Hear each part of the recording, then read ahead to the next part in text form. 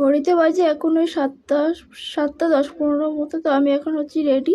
তো আজ হচ্ছে বিশ্বকর্মা পুজো, মানে ভিডিওটা হচ্ছে বিশ্বকর্মা পুজোর দিন, মানে 17 তারিখের। তো এখানে দেখো ফুল রেডি হয়ে নিয়েছি, কেমন হয়েছে জানিও কমেন্ট করে।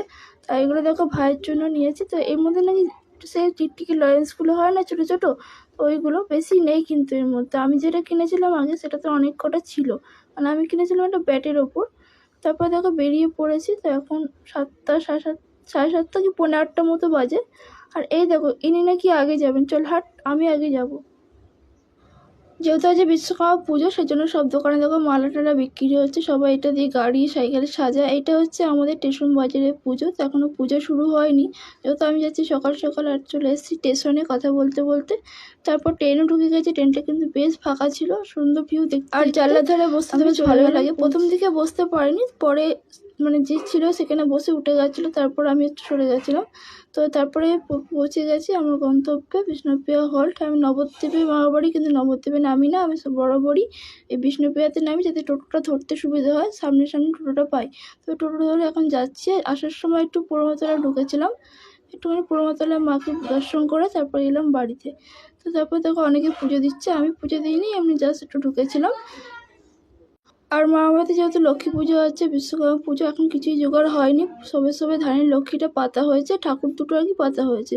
তাই আমি এখানে স্নানটা করে নিলাম, স্নান তো করে আসিনি, তো চট করে স্নানটাও করে নিলাম। করে একটু টুকটুকে কিছু কাজ করছিলাম, মানে এটা খই, তো খইয়ের যে ধানগুলো থাকে সেগুলো এখানে বাছছিলাম বসে বসে। পুরো খইয়ের মধ্যে ধানগুলো এরকমভাবে আটকে ছিল, তাও সব তো বাসা সম্ভব না, যেটুকু হয়েছে। আর এখানে দেখো সব কিন্তু গোছানো হয়ে গেছে, মামি সব ফল টল কেটে গুছিয়ে নিয়েছে। তো এখানে সুন্দর করে, আর এখানে ঘিটা গরম করতে দিয়েছিলাম এই মানে পঞ্চপ্রদীপটা সাজানোর জন্য, তুলো এ করে নিয়েছি। আর এই আলপনাগুলো আমি দিয়েছি, জানি খুব বাজে হয়েছে, আমি আলপনা একদমই কিছু পারি না, তো প্র্যাকটিস করলে নিশ্চয়ই পারবো, কোনোদিন তো দেওয়া হয় না, তাই দিয়েছি। আর এইগুলো দেখছো যে নিচে দুয়ারে, আমি এখন যাচ্ছি নিচে একটু।